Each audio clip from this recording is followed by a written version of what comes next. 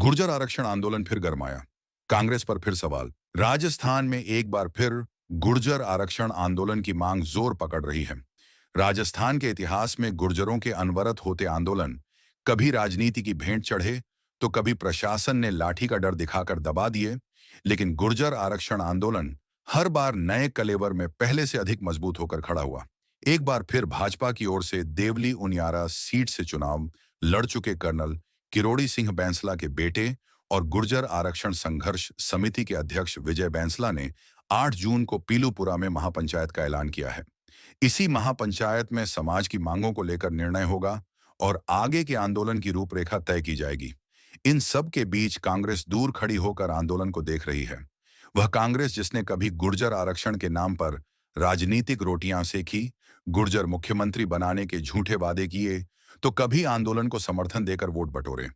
इन सब के बावजूद कांग्रेस ने गुर्जरों को मुख्यधारा की राजनीति से काटने का भरसक प्रयास किया।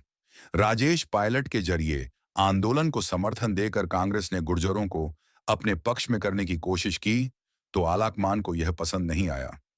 गुर्जरों के नेता राजेश पायलट ने राजनीति से पहले अपने समाज को रखा और यही बात कांग्रेस आलाकमान को नागवार गुजरी। गुर्जर समाज ने आरक्षण सहित अन्य मांगों के लिए रेलवे ट्रक रोके और शहादत भी दी, लेकिन कांग्रेस के सिर से जूं तक नहीं रेंग पाई। पिछले विधानसभा चुनाव में सचिन पायलट को आगे करके पूरे राजस्थान से गुर्जरों के वोट बटोरे, लेकिन आखिर में पायलट को संतोष करना पड़ा।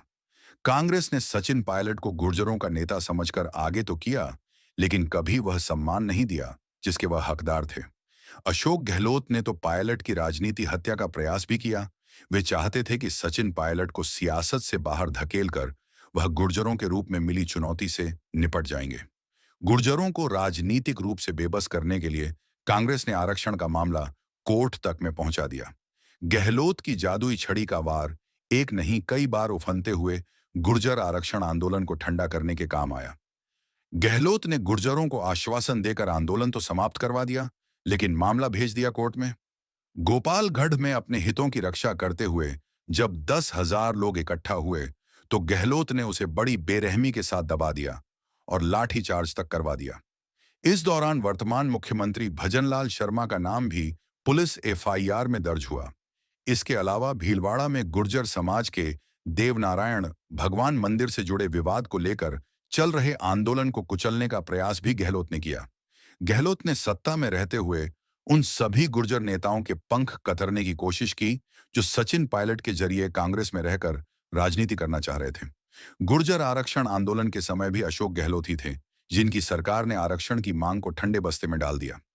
सिर्फ सचिन पायलट से बदला लेने के लिए गुर्जर समाज को टारगेट करके गहलोत ने पायलट को नाकारा और निकम्मा तक कहा।